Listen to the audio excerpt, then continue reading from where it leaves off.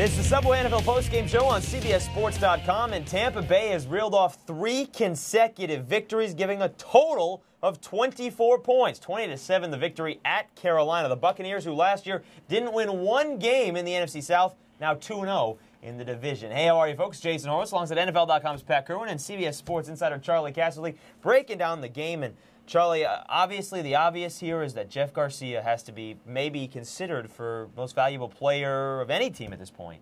Yeah, absolutely. He's the biggest single difference with the Tampa Bay Buccaneers. His ability to make plays, whether it's in the pocket, seeing the second receiver, or getting outside the pocket and running or passing for first downs. Outstanding job. He keeps the chains moving. He's the biggest difference right now in his football team. And that also helps the defense, too, because it keeps the Buccaneers' defense off the field.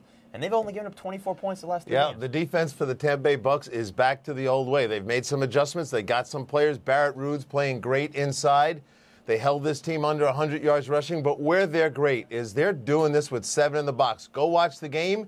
They're not dropping their safeties in. They're going to play that shell defense. And Rondé Barber said it to me 3 weeks ago. We aren't making calls. We're playing base defense, and we're playing really fast.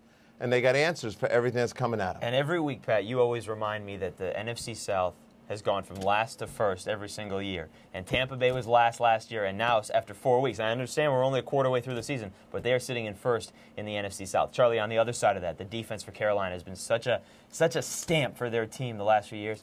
It's not working right now. Big disappointment. Right now, they can't get pressure with their front four. The run defense, not very good today. This group is underachieving right now. The safety position is kind of a weakness, too. Got caught in it today with Ike Hilliard going deep. Right now, the Carolina defense, which should be leading that football team, is not playing well, period. And when you've got David Carr starting for you that game, you need the defense to play well, right? I mean, you had David Carr in Houston. You need to stop the other team from scoring. Didn't happen today. Well, no, and David Carr, last week took him back to win the ball game. Today didn't play well. This is probably one of the poorest games I've seen him play. But again, the defense from Carolina, they didn't stop anybody today. Yeah, David Carr.